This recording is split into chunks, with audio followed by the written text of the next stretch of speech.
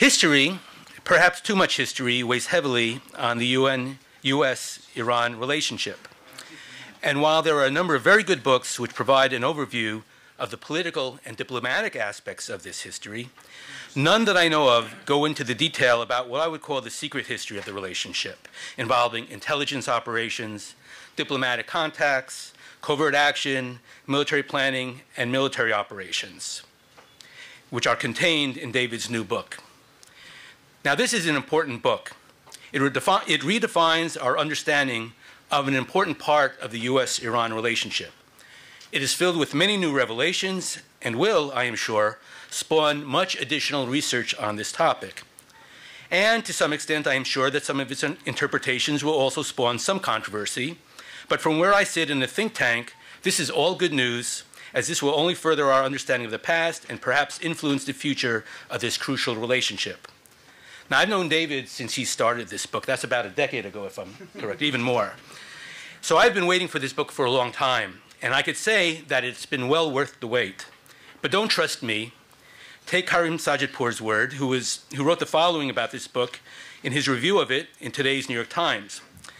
And in his review, he refers to the book as painstakingly researched and elegantly written account of the United States-Iran Cold War, and he also calls it an earnest chronicle of the shadow history.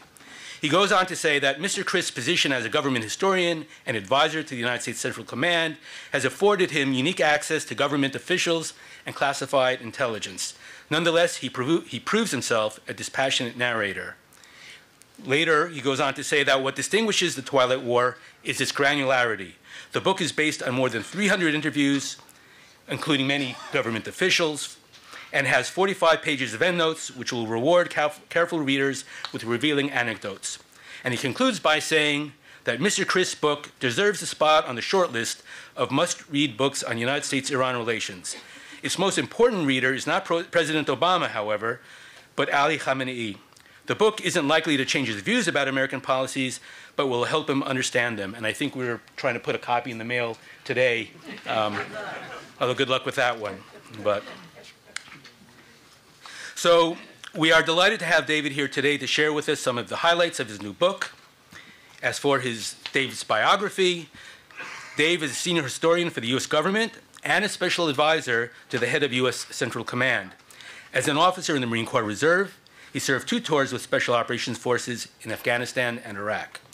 Author of the 2009 Washington Institute report, Gulf of Conflict, A History of the U.S. Iranian Confrontation at Sea, he holds a doctorate in Middle Eastern history from Florida State University.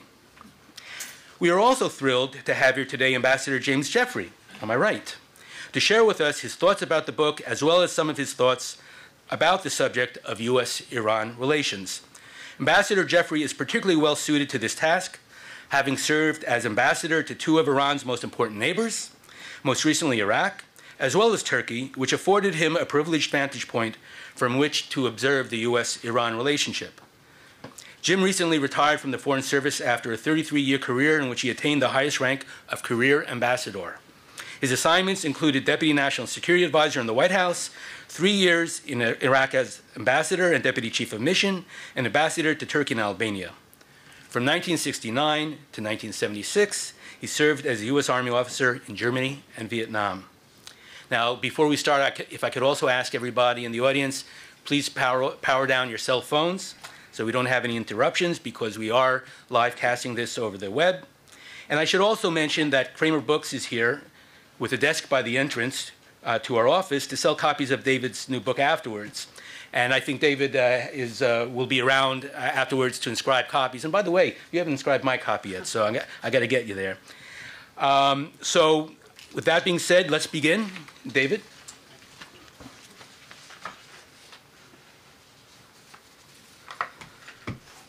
Thank you, Michael. And I'd like to thank Washington Institute again for having me. A couple of years ago, they gave me refuge from the Pentagon to write this book, or at least chunks of it, and were good enough to open their resources, their Rolodex, and offer some very useful insights on different chapters, specifically Pat Clausen, Mike Eisenstadt, and Michael Knights, who greatly improved, I think, my Iraq chapters. As I look out at the group assembled, I'm reminded by the sage advice that my major professor gave me a number of years ago, which was, whatever you do, write on a subject where all the principal players are dead. I'm sorry to say in this case, or I'm happy to say in this case, it's all true. And I think there's always challenges to writing about contemporary history.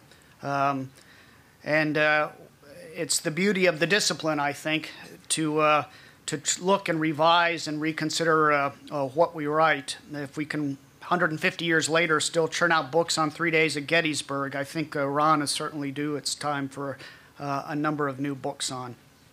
For over 30 years, Iran and the United States have been suspended between peace and war, stuck in what I see as another Cold War, as I call it, between the light and darkness in a Twilight War. There's no doubt in my mind that the next major conflict is not going to be against North Korea or China, but very likely against Iran. Syria may prove me wrong, but we'll see. The sad truth is that if the current nuclear standoff is a symptom, but not the cause of this animosity. And even if the P5+1 talks succeed, and I certainly hope that they do, the larger conflict, I think, between the U.S. and Iran will remain. The 1979 revolution enshrined anti-Americanism as a key pillar in the Iranian foreign policy. The young men who shouted death to the Shah and overthrew an unpopular dictator now have gray in their beards, but a lot of their attitudes remain unchanged. And I don't think there will be any real thaw, at least while this current supreme leader is around. The story is a history of missed opportunities. When one side wants a rapprochement, the other doesn't see it in his interest. And while I see the U.S. as the good guy in this saga, we haven't always been the perfect guy, and our actions have helped build on a foundation of distrust that started in the dramatic events in Tehran in 1979. While it's hearsay to say in Washington, especially during an election year, I don't see this story as really a Republican or Democratic story. I see it as an American foreign policy story that moves in a larger continuum. Each president has grappled with many of the same challenges. Each president has his close encounters with war and his close encounters with what seems to be tantalizing opportunities for better relations. There's good continuity, I think. A few years ago, I had a conversation with Lieutenant General John Allen, who is now the senior commander in Afghanistan. And we were going over a memo on different options to deal with Iran and how the military might better position itself to deal with the Iranian threat going forward. And when I read it, I was sort of stunned because what he was proposing, I had read almost verbatim in a memo written in 1983. That actually came out of OSD's policy shop. And I don't know if General Allen quite appreciated the fact that his ideas weren't original. He took it a good stride. And I think it's a good illustration of what is good relevant history, but doesn't stay much for the way the two nations have progressed over time. To steal a quote from John F. Kennedy, I think this is the most extraordinary collection of talent that has ever been gathered at the White House, with the possible exception of when Thomas Jefferson died alone. And as I look out at this room, I see that there's an awful lot of Thomas Jeffersons, at least when it comes to the Middle East and Iran. So rather than just rehash a history of this conflict, I thought I would hit on a couple of themes that might be useful for discussion, or to at least to get the gray matters thinking, that run across this 30-year continuum, across administrations, across lines. And there's a lot of good ones that probably appeal to you. The elusive search for the Iranian moderate, for example. The impact of, has there been openings with diplomatic openings that have failed over time? Have either side missed opportunities? Misunderstanding is a great one that I find, particularly by Iran on U.S. actions. And Desert Fox is always a great example to it. 1998, the U.S. gears up for a retaliatory attack on Saddam Hussein for his kicking out of UN inspectors. I think anyone who read the New York Times would have realized what the U.S. was doing. But apparently the subscription had lapsed in Tehran, or at least the supreme leader hadn't read the New York Times recently, because Iran completely misinterprets what the U.S. is doing. They go to equivalent of DEFCON 1 and are fully expecting a massive American attack. Now, they had sort of a guilty conscience because just 2 years earlier they had been involved in Covert towers and they weren't sure if this was the U.S. response. The crisis is diffused in part because Iran's military is actually quite weak in 1998. Had that same crisis happened in today's circumstances when Iran's military is far more capable and their leaders are a lot more emboldened, history could have been quite different. Each president has had to deal with a similar foe in Iran, and faced with the policy decisions of either engagement or confrontation. This is, I think, one of the interesting universal themes that every president has grappled with. Divisions over policy have frequently been within administrations, between those advocating finding ways to work with the Islamic Republic and those who see the regime itself as the singular problem. When the president doesn't decide between these competing views, the policy tends to drift.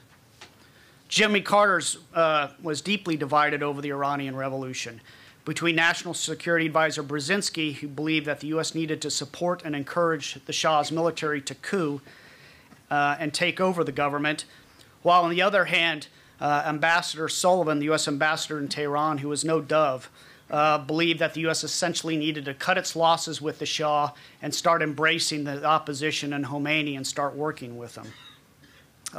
As a result, you ended up with the presidential's envoy, Air Force General named Heiser, who's dispatched to deal with the Iranian military with instructions that nobody could understand what he was supposed to do, including Heiser. Brzezinski believed it was the go-ahead for a military coup. Vance believed it was instructions to convince the Iranian military to start cooperating and a transition to a new government post-Shah. And as a result, nothing happens. George W. Bush faced similar predicament in his first term. He had deep divisions over Iran policy.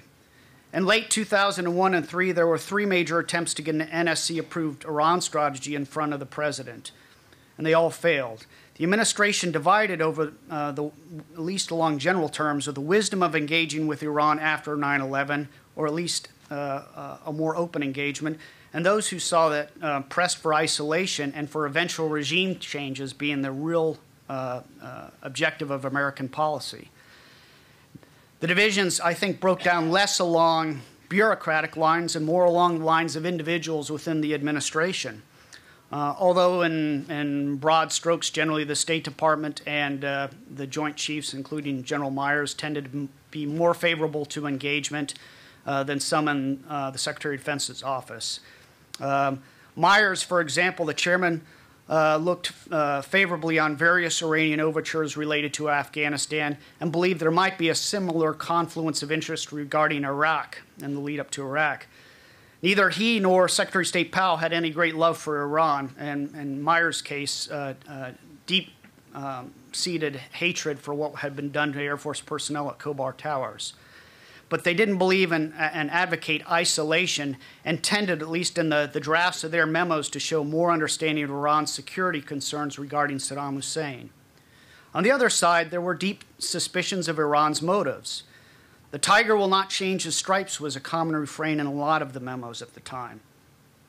Any official contact with Iran gave support to the government, gave credibility and support to the government, and undermines our efforts to delegitimize the regime, as Peter Rodman wrote in one memo. The opening to Iran also undercut the broad global war on terrorism.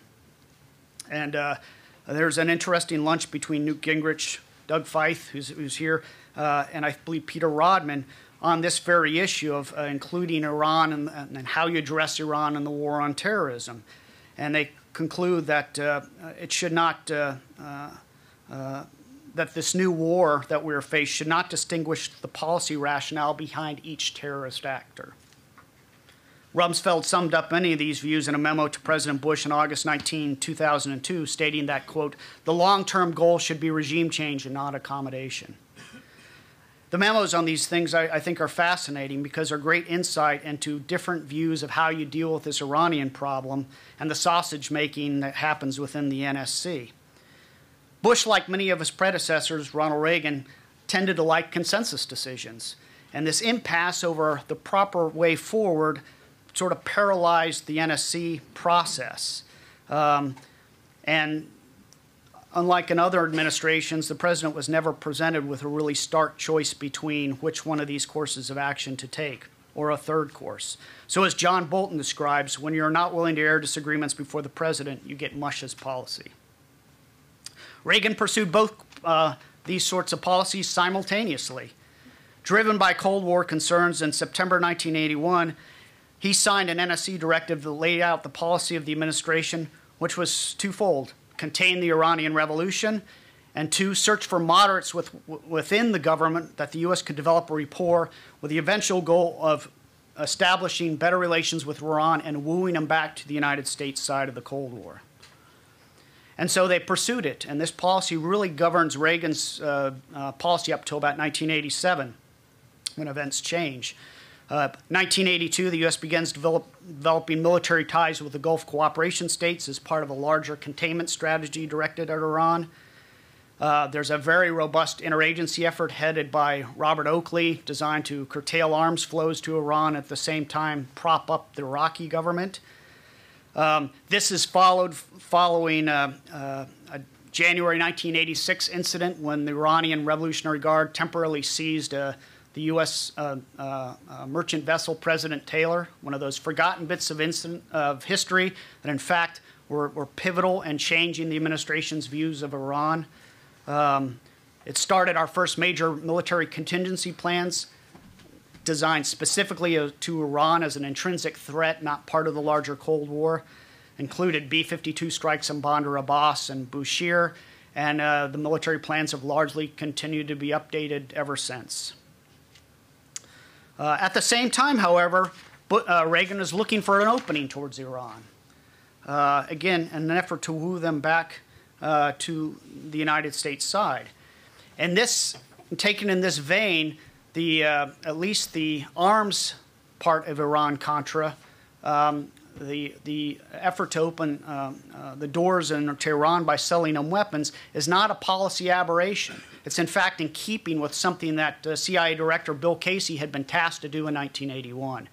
And frankly, from Casey's views, if we could do it by selling some Irans, ingratiate ourselves with some moderates, and that would achieve the thing, as long as it wasn't decisive in the war, who cared? And that was the way he took it. One of the other enduring aspects of U.S. policy has been the role of covert action. I think every administration, I don't know about Obama, but I would say at least up to then, every administration has looked at the possibility about whether we could change the Iranian regime. Is there a viable opposition movement inside Iran? Are there exile groups outside the country that we can work with? Can the CIA, the U.S. government, take any action that will affect regime change? I think these questions have been asked in different times by every administration, from Carter and I suspect by President Obama. Again, Carter faced this dilemma early. In July 1980, there was an incident called the Noje coup, which was a coup planned by the Iranian Air Force, the chief of staff, to essentially decapitate the new Islamic government by selective bombing of Khomeini's house and other key leaders. And after they were dead, then an exile group would come in from overseas. It raised some enduring concerns, I think, about working with exiles. Doug Feith once told me that, in relationship to the Iraqi National Congress, that he had always assumed they would be riddled with double agents. These sorts of groups always are. And the same is very much true with the Iranian exiles. The Iranian exiles were also way too slow to reach out to the CIA, who might have been able to assist them in this coup effort. In fact, the plan is almost to the point of execution before they have a meeting with one of the CIA operatives. Bottom line is it fails. An exile double agent tips the Khomeini regime off, and they squash the coup before it has a chance to get off the ground. In September 1981, President Reagan signs the Iran Covert Action Plan, and it tasked the CIA and its director, Will Casey, to, one, build ties within Iran, cultivate exile groups, but specifically did not authorize providing weapons or military assistance to any of these groups. The last point became a major item discussion the next year. As a senior CIA official wrote, the basic issue was whether the present regime is in U.S. interests. If not, the U.S. government should take more concrete actions to overthrow it. Robert McFarlane, who's Deputy National Security Advisor, lashes on to this idea and creates a lot of internal discussion about how serious is the U.S. about getting rid of this troublesome regime. Could we explore different opportunities? Are there groups that we could arm and support? And again, falls back on what the CIA memo said, which was, if the government's not in our interest, then let's do something about it.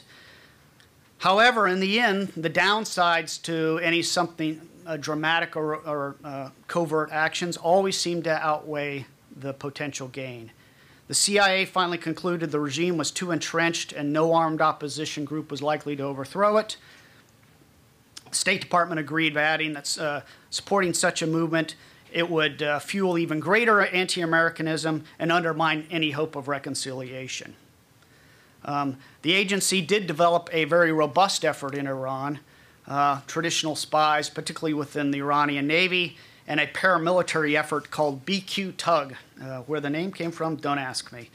But BQ Tug was never designed against the Iranian regime. It was designed to facilitate a guerrilla movement in Iran in case of a Soviet invasion. That distinction would be lost on the Iranians when they would uncover this in the late 80s and assume that this was part of a grand U.S. conspiracy to overthrow them, even though Reagan 4 or 5 years earlier had made the determination we would not do that. And when a lot of these guys were hung, the Iranians would tout that they had uncovered this great CIA plot to overthrow the regime. And this issue raises its head again. In the George W. Bush administration, at least in the first term, there was a lot of these similar discussions that were raised by Reagan 30 years earlier. The degree of discussion, the degree that the Iranian government was unpopular, brittle, ripe for overthrow, the degree that the U.S. could support it. Larry Franklin wrote a memo that I found interesting, which when he was countering any concept of engagement, he said this is equivalent of tossing a rope to a drowning man. And those who supported this idea of regime change believed the U.S. had a lot of tools that we could work with in Iran. Unlike the Soviet Union and North Korea, Iran is not a closed society. There's a tremendous exchange of information and people back and forth, and the ability to influence that regime was pretty strong. And if the regime collapsed in terms of the global war on terrorism, as Secretary Rumsfeld wrote, collapse of the Iranian clerical regime would deflate Islamist militancy worldwide. And again, in his August 2002 memo for Bush, he advocated the U.S. consider a major confidential effort to undermine the current regime. And again, the debates center back on the pros and cons. Is there people we can work with? Aren't there people?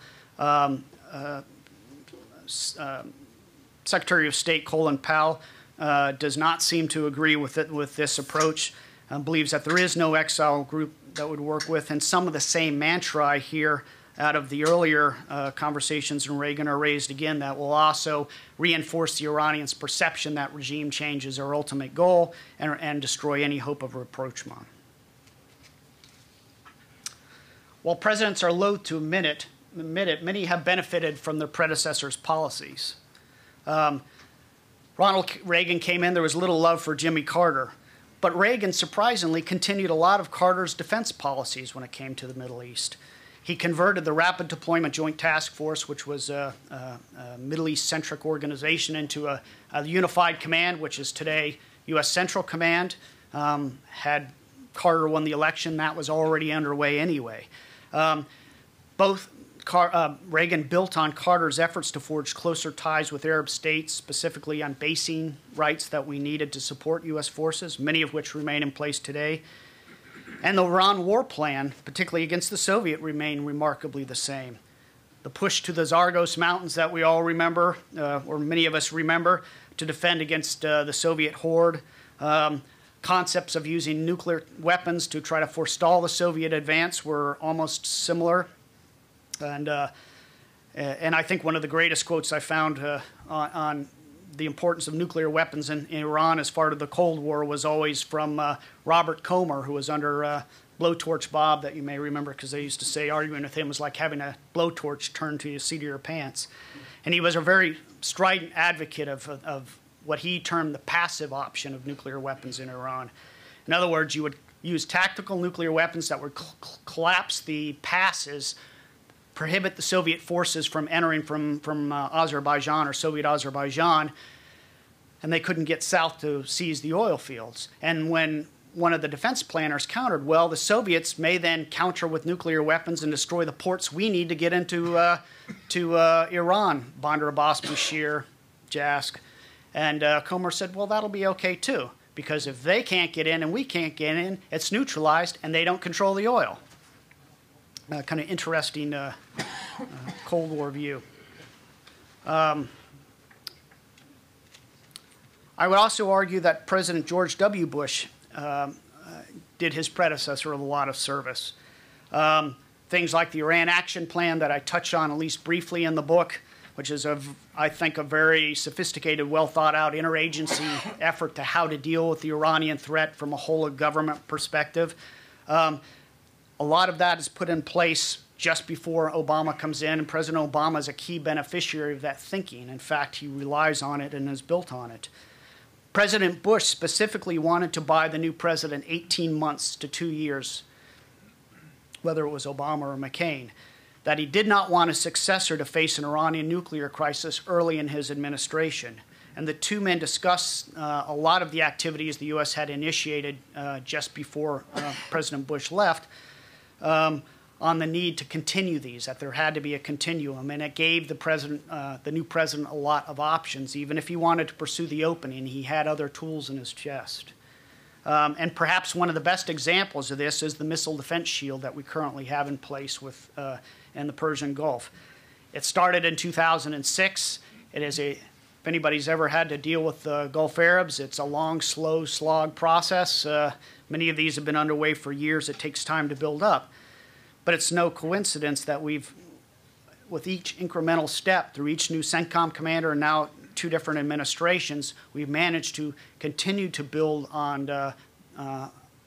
what the success we had earlier as far as getting access and weapons and Patriots and THAADs and all these other things in. And I think just last week Kuwait announced that they're going to buy $4 billion worth of new Patriot missiles, so it continues. And I think these are key. These continuity issues are key. One last thing I want to touch on, and again, there's a lot else we get to, but I wrote on this in Policy Watch 95, so plug for the Institute, on the importance of resolute use of force when dealing with Iran. I firmly believe, at least as far as it doesn't cross one of their key red lines, i.e. regime change or the threat to the regime, they tend to back down and modify when confronted with resolute American force. My historical example when I did the Policy Watch was the Gulf tanker wars. I've seen that, I think, throughout the research. Beirut bombing perhaps being one of our greatest failings. It wasn't just the attack on the Marines in Beirut, but it was an attack on an embassy before that and an embassy annex the year afterwards. In each case, I described Reagan as the American Hamlet. We hem and haw, debate the pros and cons of this, but ultimately don't do anything. And while I'm critical of Reagan's policy for going into Lebanon in the first place, that I don't think was particularly well thought out, once you're there and once the adversaries, my evidence pinning it on Iran, I think, is extremely convincing of their urging of the attack on the Marines. Once they're there, you just can't allow that to go unavenged. And the intelligence that I was able to get, at least some of it declassified after the bombing, essentially confirms that the Iranians saw this as not only a tremendous victory for them, but a way forward of how to indirectly attack the United States without taking us head on. And they've been doing it ever since. Equally significant is Iraq. Following our invasion and the insurgency that ensues, Iran uses as an opportunity to erode, I think is perhaps the best term, the strength of the U.S. Army. And for 2 long years, the U.S. hems and haws about this decision. General Peter Pace, the chairman of Joint Chiefs of Staff, says, well, we have no convincing evidence the Supreme Leader authorizes it. Others, including Mr. Schultzky here, would counter that, in fact, hey, it's policy of their government. Whether he authorizes it or not, we're reacting to it. And it's hard to imagine General Soleimani, head of the Quds forces, doing anything without the supreme leader's at least tacit approval. But by the time we decide to act, 140 American soldiers have died at these EFPs, enhanced form projectiles, which all came from Iran. And Vice President Cheney is one of the few that at least I found in the records, there may have been others, who recommended a military action that I thought was commensurate to the pain the Iranians were inflicting on us, which was not a broad-based campaign, but selective targeted strikes on these Quds force facilities, factories, and safe houses they were using to funnel these weapons into Iraq. Likewise, I think in 2011, you see the Quds force ramp up, as one general described to me, an attempt to kick the U.S. in the ass on the way out the door of Iraq. How the U.S. responded to that, I think we have somebody who's a lot smarter than I am, or at least as a primary source. So I'll defer to him. But I think the lack of a resolution and force that we used in Iraq, and even earlier back to Beirut, has led to an emboldenment of Iran. I don't think you're seeing it in Yemen now. You're seeing it in other places, Syria, and I think that has been one of the a consistent mistake that we've done. Thank you.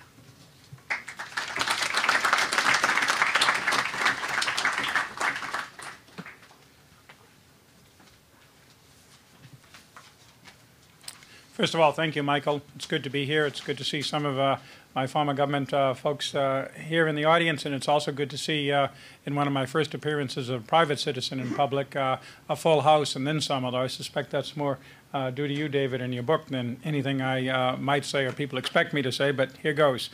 And first of all, what I'd like to do is talk briefly about the Twilight War, and then a bit about Iran and Iraq, as we have heard from David in a little bit more detail, and then some of the larger issues that the book forces us to look at. First, the book. From my standpoint, as someone who has spent much of the last 30 years in many different positions focusing on the events in it, this account is accurate, it's comprehensive, and most importantly, it's fair. It's very, very hard to be fair on Iran. David mentioned some of the obstacles to that. You've got to be fair to two sets of often at each other's throats, administrations or parties in America, because this is a very controversial issue, and it's very hard to be fair on Iran, given its role in the region, given its status as a rogue state in the eyes of many people for very good reasons. Nonetheless, a very, very fair book. One of the first takeaways from this, and I think it's a very important one, is that, in fact, as the title says, the Twilight War, this was a war and is a war. Now, wars, that's a color word. It gets people's hackles up, or it gets them emotionally involved, as it should. But nonetheless, it's something that, while very, very blunt, is apt in this case. But there are several things about this war. First of all, it's limited. And I'll talk about that in a second, but the Iranians clearly, and we clearly, at most times, in fact, on the ground, are not trying for a knockout blow. Rather, we're trying to buttress our position, contain the other side, push back and forth. Secondly, from the standpoint of Iran, and from the standpoint even more of us, it's an asymmetrical war. The Iranians use all elements of power that they can get their hands on to go after us.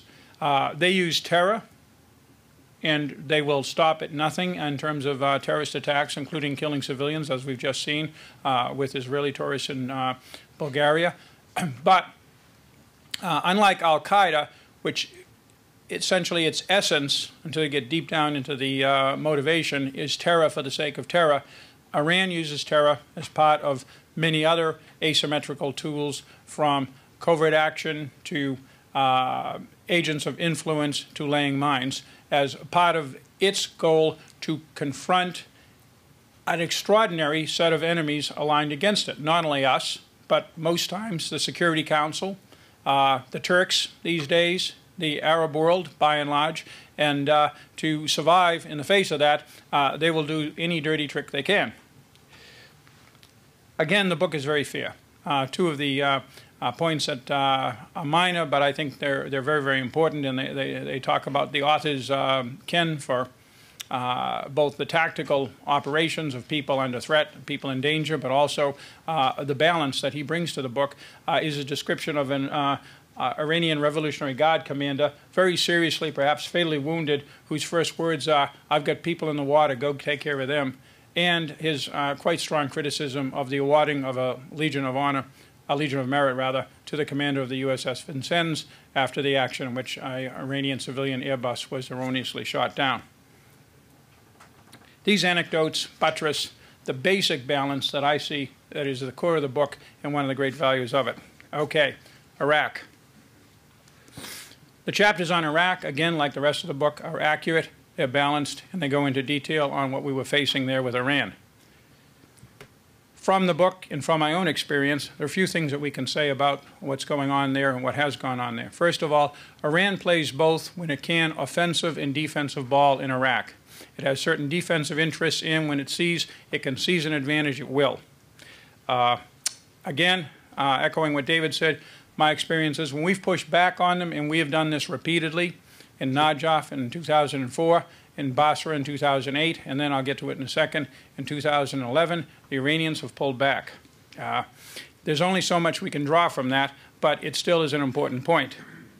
Currently, and over, I think, the bulk of the last 9 years, Iran has been operating an economy of force strategy in Iraq. Particularly now, it has many bigger fish to fry. The nuclear account, the tremendous impact on its oil exports in Syria. So what it wants to do is to ensure that nothing bad happens in Iraq from its standpoint. Major elements of its strategy include that no threat emerged from Iraq.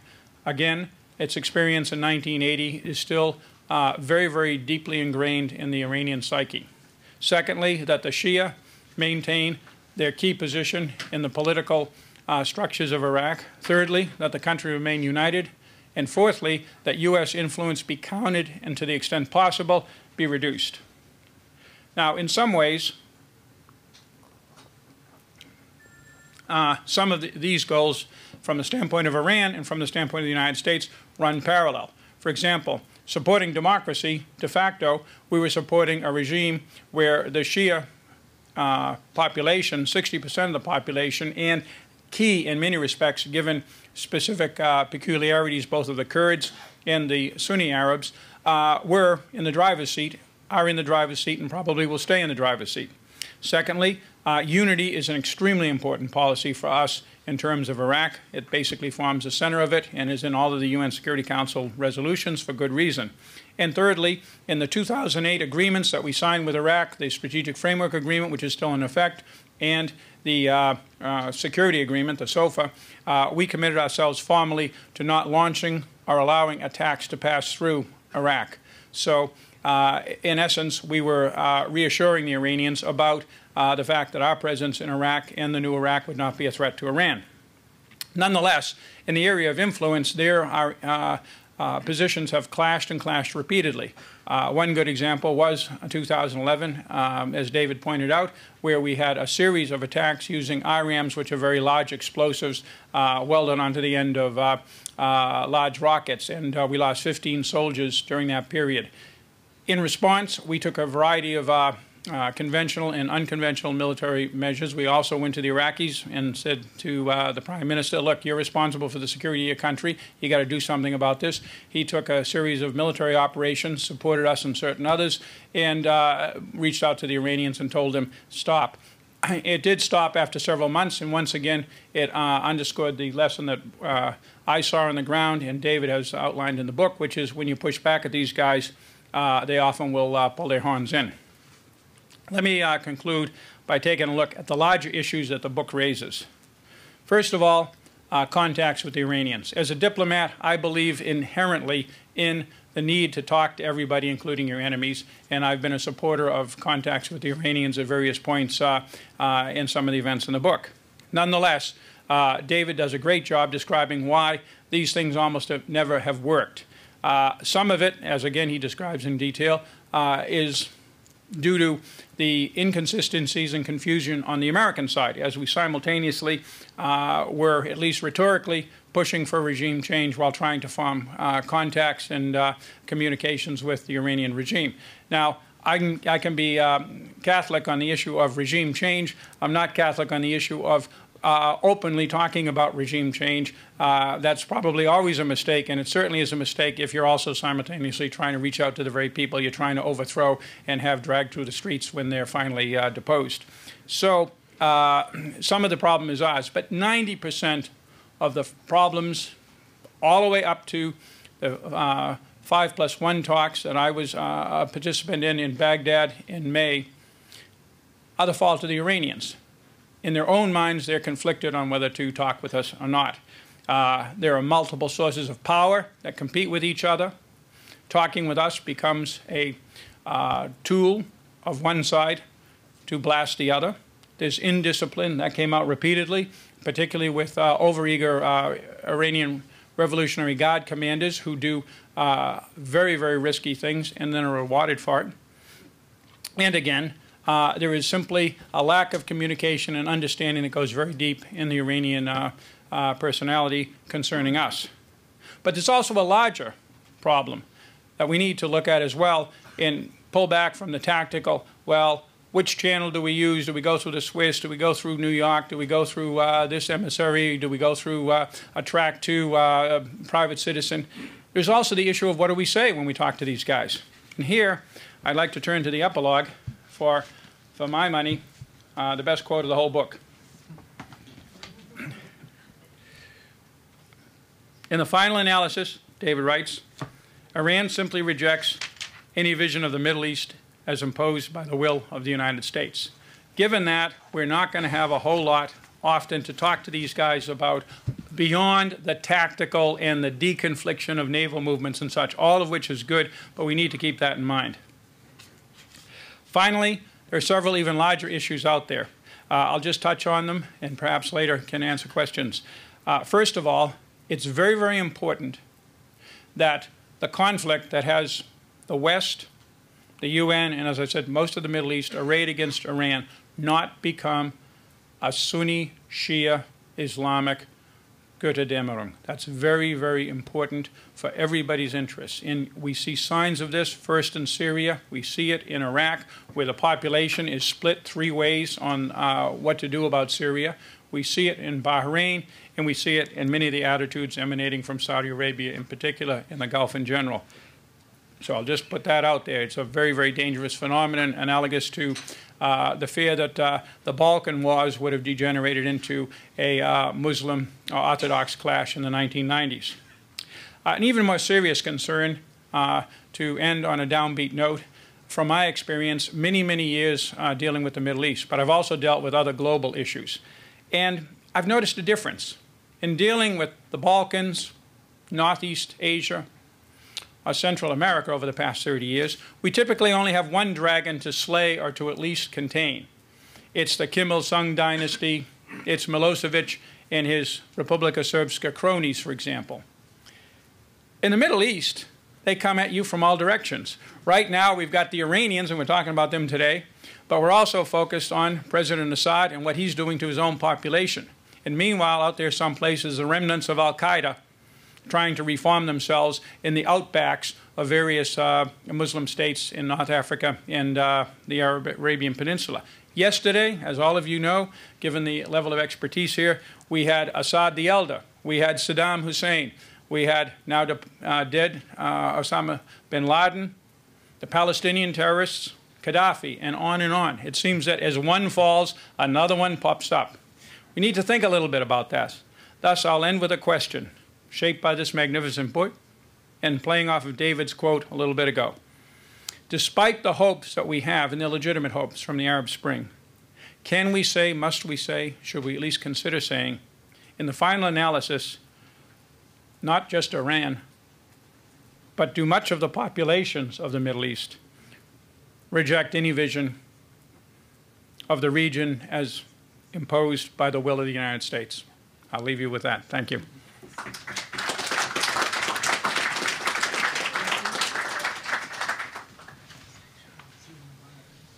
Dave, Jim, thank you very much. And to kick off questions, I'd like to ask you both a question. And it has to do with the lessons of history. And I know any question related to the issue of the lessons of history are often fraught with all kinds of risks. There's some people who are kind of skeptical on the whole idea that you can learn from history. I'm personally a big fan of it. But let me ask you, based on, David, your research on this topic, and Jim, based on your professional experience in government service, in the context of our ongoing nuclear diplomacy with Iran and efforts to deter Iran in the Gulf in order to prevent a war, what does history teach us that we should be doing now that we are not doing? Are there things that we should be doing that we're not doing based on your own experiences, your own thought about this subject? David, do you want to start off with this? Okay.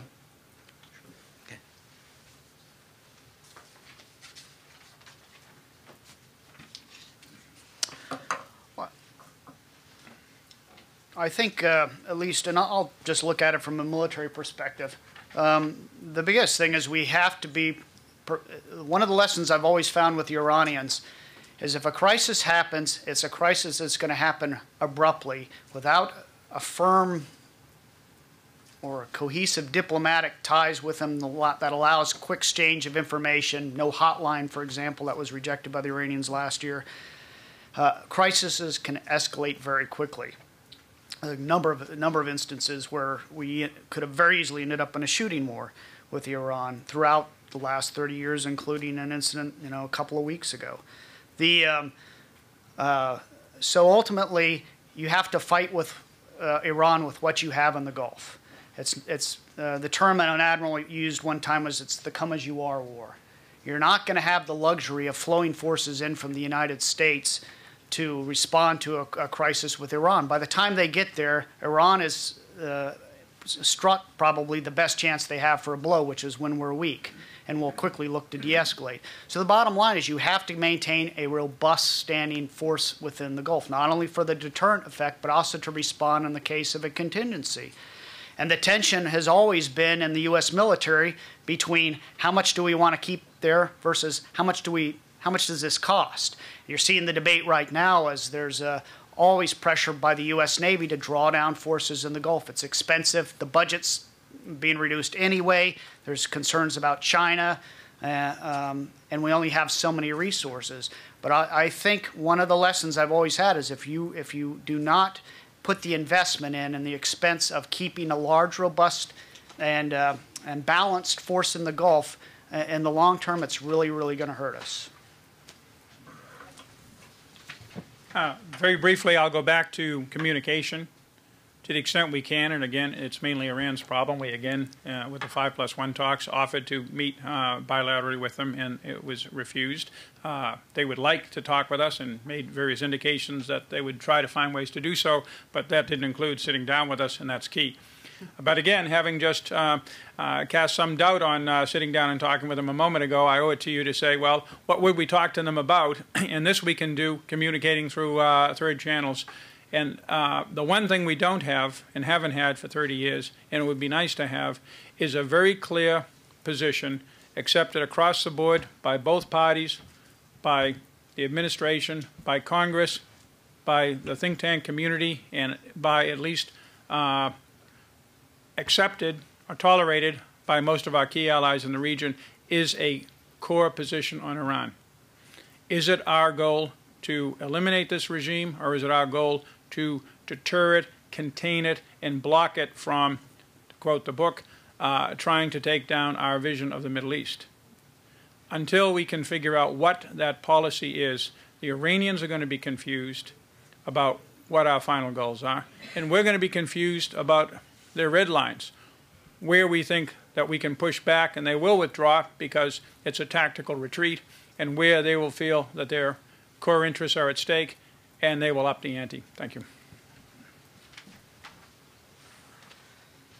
I feel another Washington Institute policy focus coming, but anyhow, we're going to open it up for now for Q&A. So please just give me the high sign with your finger and indicate that you want to ask a question, and I'll start taking. Let's just hold on a second. When I get back to my seat, I'll start taking names down. The only thing I ask is we have mics here. So please wait for the mic, identify yourself, ask your question, and kindly, since we have a lot of people here, if you could keep it to the point. So I got Doug Feith is number one, and then when I sit down, I'll start taking additional names. Anyhow.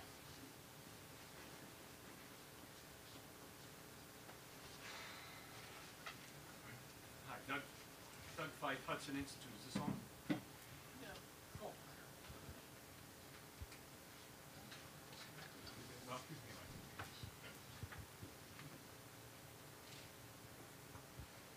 Hi, Doug Feith, Hudson Institute.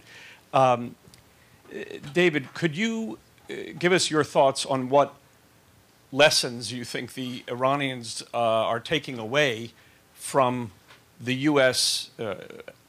Reaction to, or lack of reaction to, the bomb plot that the Obama administration said was hatched by the Iranian government that focused on the restaurant in Washington, where they said that there would be, something like 100 or 200 fatalities if they blew the restaurant up, and it was supposed to include targeting the Saudi ambassador to the United States.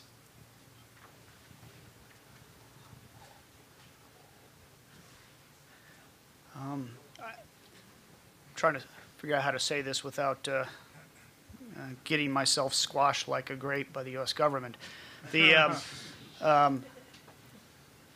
bomb plot, I thought, was absolutely egregious. I thought the Iranians, at least Soleimani and Salahi, the Colonel Salahi, the principal instigators in Yemen at the time, knew that it crossed an American red line. My response at the time was that perhaps one of our drone strikes that we're doing in Yemen and Al-Qaeda could perhaps be diverted and kill a selective Iranian guardsmen, and then we could say, well, we deny any knowledge of that. I'm sorry, he was in the wrong place at the wrong time. I think that would have sent a very clear signal to the Iranians that that if you want to play this game, that we will be more than happy to. However, said that, that's just my opinion, not that of the U.S. government or anyone else's. I think they're taking, first of all, I think they are convinced they're in a quasi-war already. I think, unlike one of the themes in the book, the U.S. hasn't always seen it in this terms. I think a lot of the Iranian leaders, since in many cases the same people who were there 30 years ago, have always seen it in this terms. Now there's a new chapter in this, which is what they see as Israeli-U.S. attacks on them between the assassination and the cyber attacks and other things. So this is their natural response to it. And I think they will continue to push as far as they can into either ours or the Israeli red lines until they get slapped. And the one thing I've always thought about Quds Force operations in general is they're kind of pragmatic. I mean, they will push and push and push. It's like the kid who constantly thumps you till he gets his hand slapped. Then when he gets his hand slapped, he'll reconsider his actions, pause for a second, figure out, what did I do to get it slapped? Was my gain of poking him in the chest worth the pain that he inflicted on me? And they're usually pretty rational, if you want to use that term, in this tit-for-tat exchange. So the less that there's been a response, no Bulgaria, no assassination of the Saudi diplomat who was killed last year, the attempted attacks on the Israeli diplomats in Thailand and India, all these things, there hasn't really been a response from. So I think they will continue to push and push and push until somebody fires back. But I think we had Eli Lake in the middle there. Somebody bring... Hi, Eli Lake from Daily Beast Newsweek. Can you give your assessment of a 2003 offer from the Iranians as delivered by, I guess, the Swiss ambassador and Javad Zarif? Was this a real offer? And I'm sorry I haven't finished the book yet, so what do you say about it? God, never has one fax garnered so much interest over the last 10 years. It's a question. Depends on who you talk to. I'll give you my opinion. My opinion is it was a legitimate offer, if you will. I believe Gilderman's views of it. Ambassador Gilderman was the Swiss ambassador. I think, to quote Rich Armitage, Gilderman gilded the lily a bit and was far too involved in the negotiations than what his response was. But I think it was, from the Iranian side, it was a legitimate invitation to the United States because it coincided with a lot of other similar messages that we were getting from the Dutch, the Belgians, the Germans, from their diplomats meeting with the Iranians. It coincides with what they were doing with Tom Pickering and some Track 2 talks. A lot of cases, it's the same Iranians. So I think it was just one more attempt by the Iranians to start a dialogue with the U.S. The issue to me is not the legitimacy of the facts. The issue is, what does it really mean, or what did it really mean? Was it a grand bargain, as people have characterized it, or was it a stalling tactic by the Iranians?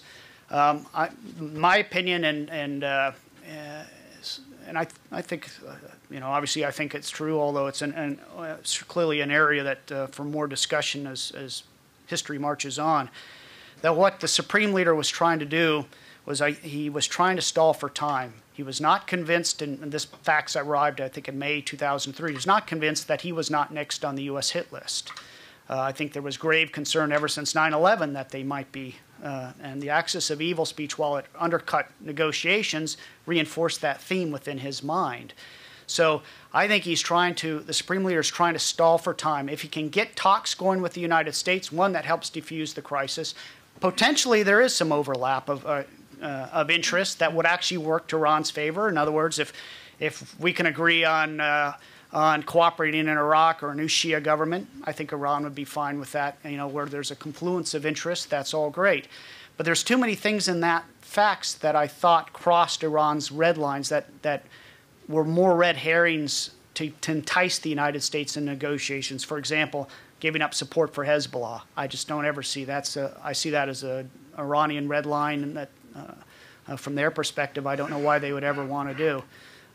So there's a lot of that. So basically, that's what my take on that facts. It was another opening by the Iranians to dialogue, and I think a lot of it, I don't think it would have ever led to a grand bargain. It might have led to some talks or negotiations that there might have been some progress on different aspects without getting probably to the fundamental divide between the two nations. We have Michael Ledeen up front. Right over here.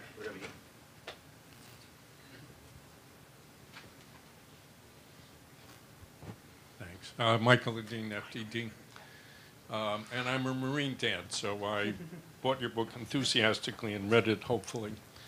I have one question for the two of you, just a question of information. Both of you have talked about American policy of regime change with regard to Iran, as if both had on one occasion or another either advocated it or embraced it or carried it out. I haven't seen it, so I'd love to be enlightened. Please tell me who did that, when they did that, and so on. What I have heard from both administrations is we're not trying to change the regime, we're trying to change behavior. So I'd love to be corrected. Secondly, matters of fact. You have many pages in this book that deal with me, yet you never spoke to me. I promise you that much of that material is false. And had you spoken to me, and it's a local call from Potomac to Chevy Chase, I could have gone through it with you. That discourages me from taking the rest of this book as objective, factual, accurate, and so forth. And finally, just for your second edition, Karoubi's first name is Mehdi, M-E-H-D-I, not what you've got. Thanks.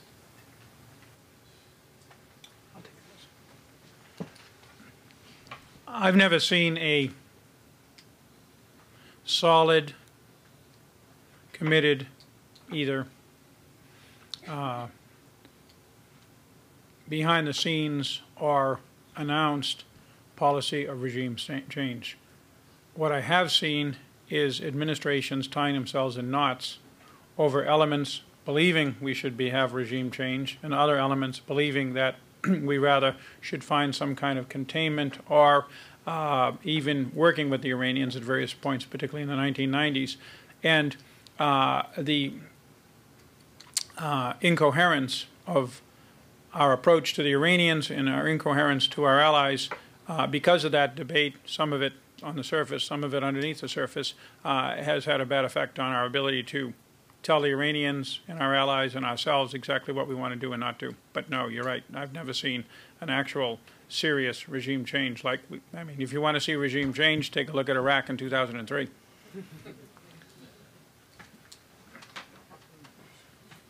Yeah, as I outlined, I think in my opening talk, there's been a lot of discussions about regime change, weighing the pros and cons of it.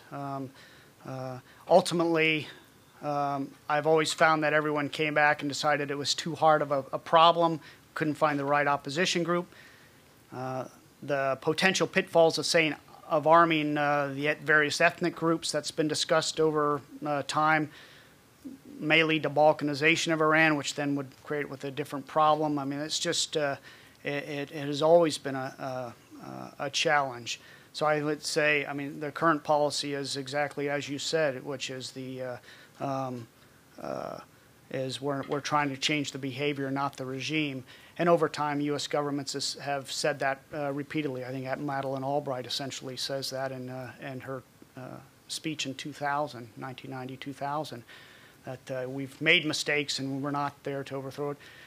You know, even back to the Algiers Accord in 1981, which is a contentious issue about tying our hands, but that was certainly stated in there. So, on the right side here, Corey, right over here we have, please identify yourself, sir. Hi, Paul Richter with LA Times.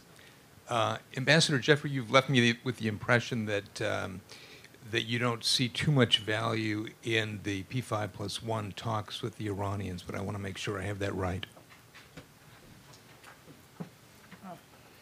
No, not at all. Both, as ambassador to Turkey, you'll remember there was a Turkish-Brazilian initiative in the spring of 2010, and again, peripherally on the margins of the May talks in Baghdad, I was directly involved in the back and forth, and my feeling is, A, it's very, very important in terms of mobilizing international support, including for UN sanctions. B, there is some give in Iranian positions. How much, that needs to be explored, and it's something that as we go down to the wire in terms of this summer and fall, there's always hope for that particular channel. The Iranians, again, have at various times put things on the table such as a 20% enrichment. Previous to that, moving most of their enriched stocks to Turkey, and how much of that is real and how much of that is basically just eyewash is something that real serious negotiations might bring to the surface. Thank you. Heba, if you could bring right over here.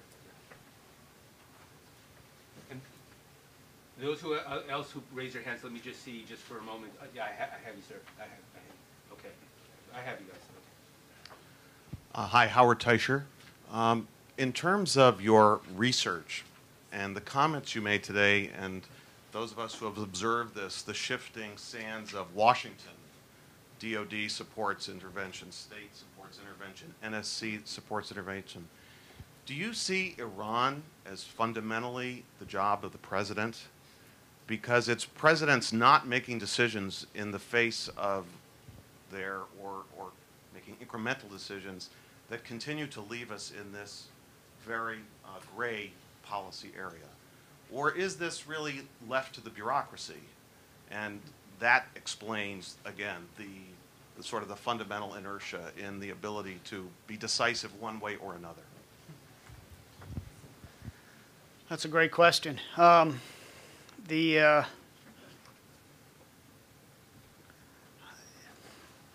I think ultimately in a problem as complex as Iran, there's not going to be a uniform view within a bureaucracy. I mean, you see it in every administration, Democrat or Republican, where there's different views of how to approach Iran.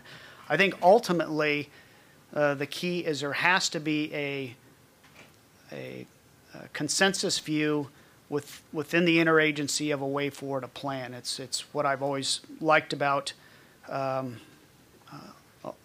in the second Bush term with their Iran action plan and a series of issues that were taken there, because it does harness all the different aspects of the government, at least in a clear path. The ultimate person who can do that is the president. And so ultimately, getting across all these different competing interests, airing them out, figuring out the best course, and then teeing something up for the president to make a decision, either one way or the other, on what he wants to pursue is ultimately the presidential decision. And I think where presidents have engaged on Iran policy,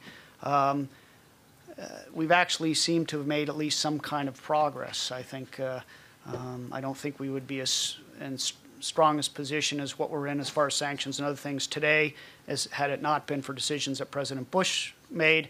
I don't think one of the great openings, potential openings we might have had with Iran was in late 1990s was done because President Clinton personally engaged. So. Said Arakat over here. Thank you. My name is Said Arakat from Al-Quds Daily newspaper. My question is to Ambassador Jeffrey. You ended, sir, by saying that you wondered whether the Arab populations will ever become friendly to America or to the values of America. I want to pose the question back to you. Do you ever see a situation in light of all the changes that are taking place where that could happen? And if not, why not? And a quick question to David. Zbigniew Brzezinski, a very hawkish national security advisor, always says that we could live with a containment policy towards Iran. We did that with the Soviets for a very long time. What do you think? I'll go first.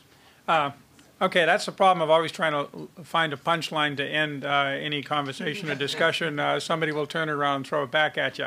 But I'll throw it back at you. I believe that the words I used were vision. You used be friends and share values. You can argue that deep into the tribal structure of the Arabs of the Middle East, there are democratic elements that are not all too different than the democratic elements that informed medieval London, medieval England with the Magna Carta. The idea that people sit down and a majority takes a vote before they do this, or they sell land, or they go out on a raid. And so many values, I believe, are universal, and I believe that people in the Middle East accept these values as universal. In fact, one of the things they throw at us is that our vision for the Middle East, they would say, is not a universal value, but is an imperialistic value. I reject that, but I have to report what people say. So it's the vision that we incorporate that they reject. I think that it's a false view of our vision. I think that their concerns are unwarranted, but nonetheless they have them. One interesting thing, whenever we polled the Iraqis, we discovered that we didn't do very well. The other thing we discovered is that the Iranians didn't do very well either. This didn't surprise me because, and when I was in Turkey, even though it's a close ally and we do a lot with the Turks, we got about the same scores. And here's my theory, finally, after years of smashing my head against the wall on this, and of course getting all kinds of helpful guidance from Washington on how to get those scores up by going out and tweeting and doing those kind of things with the population, which I had a hard time doing. People in country X don't like it when there is a country so much more powerful than you that that country can have a huge impact on your country's fate, your country's well-being, even your country's survival. Even if we do everything right, that's troubling to anybody in the world, and we Americans can't understand that because we're the only country in the world who, at least up to the present, doesn't have somebody looking over our shoulder. So I think that friends, yes. Sharing values, yes. But the American vision, and it's a vision I believe in and have risked my life for 40 years, so I believe in it, is difficult to get people, particularly in that region, to internalize. Thank you. But they didn't ask you to kiss babies, right? That's right. No, they didn't. I didn't kiss babies. Okay.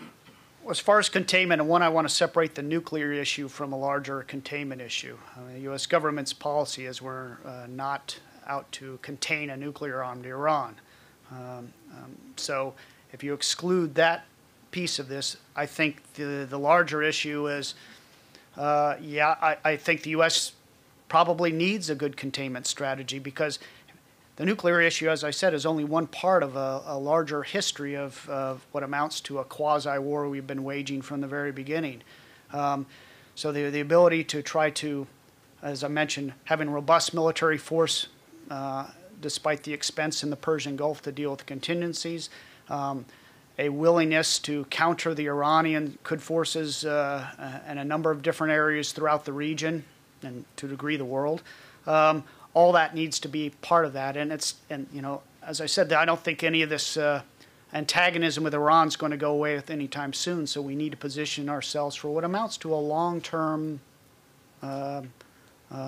sense of hostility or heightened state of confrontation. I've got Mori Amitai here, and I would just add, just like we've been at war for 30 years, we've also been containing them for 30 years. So Yeah. it really is what we're kind of already doing. I'm glad we finally got around to talking about the nuclear problem.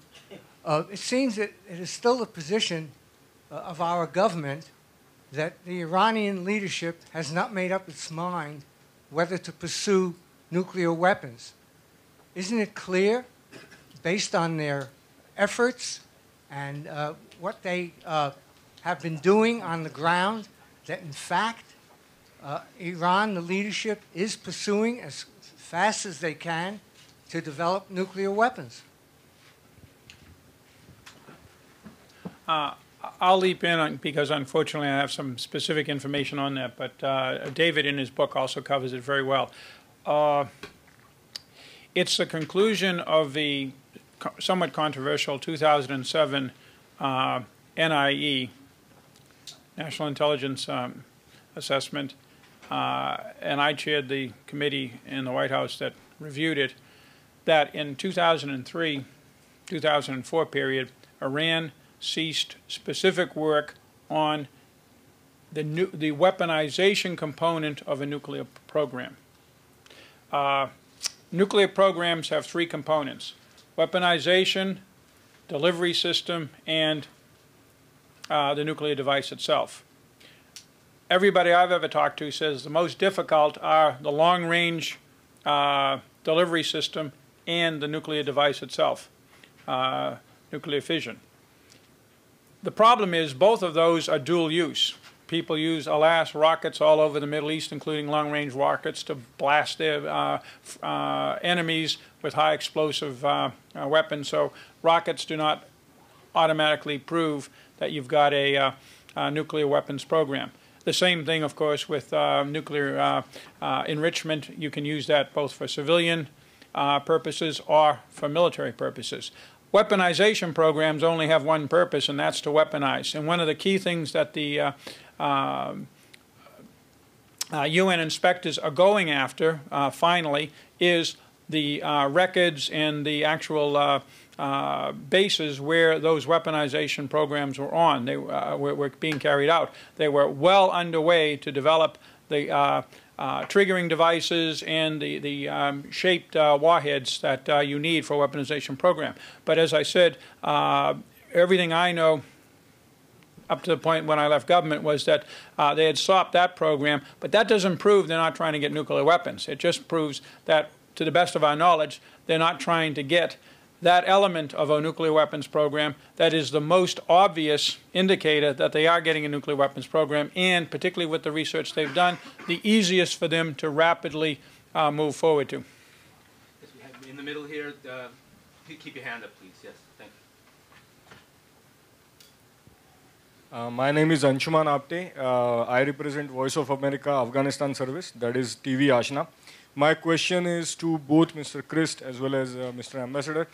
Basically, what is your take on Iran-US relations vis-a-vis Afghanistan, and especially post-2014, when Afghanistan has a complex relationship with Iran as well? So both of you, if you guys could comment on that. I'll yield to David Crisp. I had enough problems with my hands full with Iraq without having to worry about Afghanistan. Over to you. Yeah, Afghanistan probably got short shrift in my book. There's a lot of the similar story that you see in Iraq and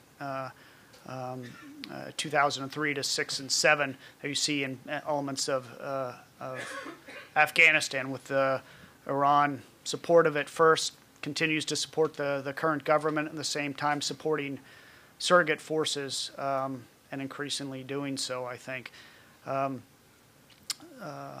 So that's what I just say. I think. Can you comment on going ahead, looking forward post 2014? Yeah, I'm not the right person to ask that. I have enough on my plate with Iran and the Persian Gulf. Afghanistan is another 4 stars problem right now. So, thanks. Harold Roiled, right up front here. Can we get a mic? Right over here.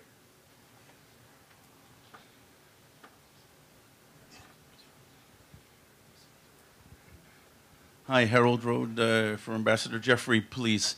You said that you thought that a Shiite-Sunni war would be dangerous. Number one, isn't it already happening? Number two, would you explain your logic why you think this would be dangerous?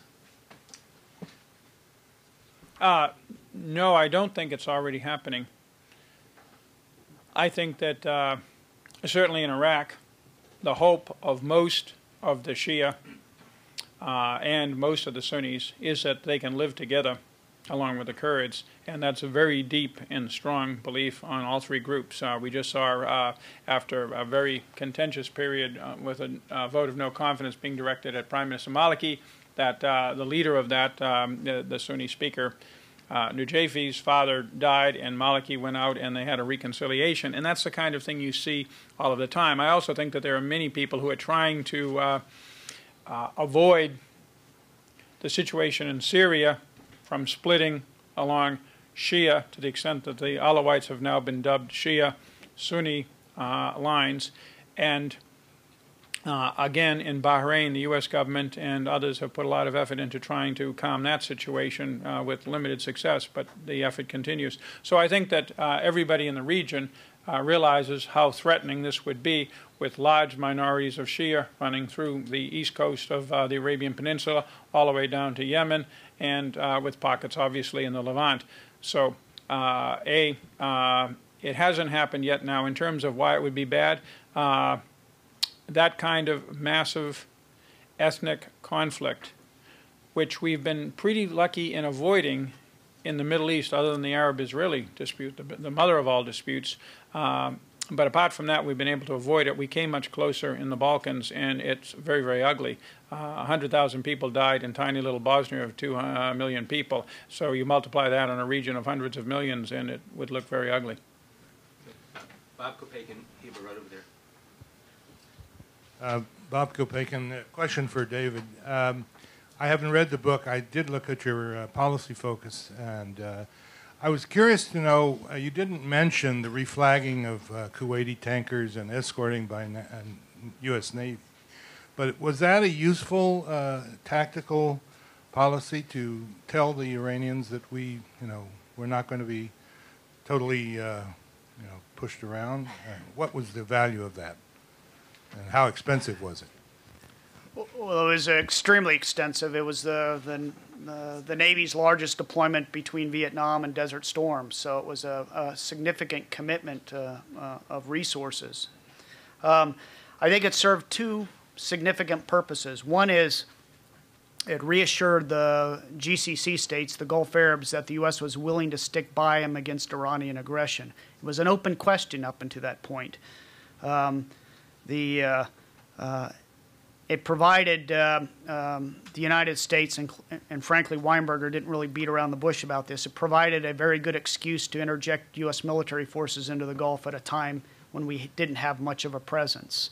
And it was such a volatile region, so significant strategically, that a small show of the flag force and that had been in Bahrain since the 40s was just not sufficient. I think it had a pretty significant impact on the Iranians, too, partly because, go back, it actually took them a while to realize it. I mean, the Iranians, through the series of indirect means, terrorism wasn't really an option at sea, so they used naval mines and other ideas. They probably would have considered saboteurs or frogmen if they had had that capability in the same ways they do today, to strike indirectly at the United States. And then each time the U.S. would respond with a proportional use of force, a term I generally don't like, but in this case I think it was appropriate, which is striking facilities that enabled the Revolutionary Guard without really trying to escalate this into a serious conflict. It was sort of each side sort of operated under those rules. And it finally culminates with, after they deliberately mined and nearly sank one of our warships, a pretty large punitive action that sank or damaged effectively half their operational fleet. The U.S. was gearing up for even greater strikes, mining a Bandar Abbas. There was a host of things that we were considering if the Iranians continued to push this. And there was a lot of recriminations within the Iranian government in Tehran at the time between some of those leaders who had advocated that strident view of taking the U.S. on because they had lost so much of their irreplaceable assets. And in the end, they don't ever challenge the United States again. And that, I think, I mean, if you go back and look at, or go and look at what current Iranian naval leaders think today, that still guides their whole view of a conflict. I mean, it's left a tremendous impression on them, both on how they didn't do so well and also how they could build and improve on a sort of a second round at the fight. So I think that Kuwaiti tanker thing, while it didn't get much press at the time, partly because it's overshadowed by Desert Storm, partially because the U.S. Navy was adamantly opposed to it, as an institution, is a key issue in this whole story in establishing the U.S. in the Gulf. We have time for one more question right over here. Do we have a mic on the right?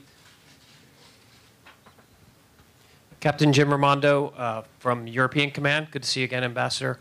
So I was curious, you both mentioned moderation of the Iranians in terms of the humanitarian effort of the boat captain and some of the other aspects of that. After reading Guest of the Ayatollah, as tragic as that was, the whole story I was struck by some of the side notes of efforts by the guards and stuff. I was just curious, both of your takes a little bit, expounding upon those points in terms of that aspect of it. Thank you. I'll start because it's David's book, and he put a lot of effort into that, and I think it was effort well worth us taking to heart. It's always bad to demonize your enemies, and we see the at times heroic, certainly humanitarian side of the Iranians, including the Iranians that we were fighting in this book, and that's something to bear in mind. These are all human beings just like we are, and we do have common interests with them if we can work our way out. Whether we can ever achieve that or not is another question, but it's out there somewhere. Thank you. Good seeing you again. I think the human aspect of the story is interesting. I always like to recount one incident with in 1987, the U.S. intercepts the Iranian mine lander, the Iran Ajar. We catch it in international waters laying mines. There's not much doubt the U.S. has every right under rules of engagement in international law to open fire and prevent it, which we do. But as the SEALs board, and it's this great intelligence coup, we find Iranian war plans, we find mines on the ship. It's a great public affairs coup. But one of the SEALs who was searching one of the dead Iranians who happened to be at the fantail of the ship dumping garbage when the U.S. opened fire on him, searching through the guy's pockets, and he finds a photo of the guy's 10-year-old son, who happens to be the same age as his son. And even, I interviewed him probably 10 or 15 years after this event. It was still an emotional issue for this guy, knowing that, yeah, we had to kill him, it was part of it, but someplace in Iran there's a son who just lost his father, and he said, and of course obviously he equated it to his own position. So well, Dave, Jim, thank you very much for a very interesting event. Again, it's The Twilight War, The Secret History of America's 30-Year Conflict with Iran by David Crist. You could buy a copy outside. Thank you very much, and we look forward maybe to your next book, an event with your next book, and maybe, Jim, you got a book in you, maybe. Anyhow, thank you very much.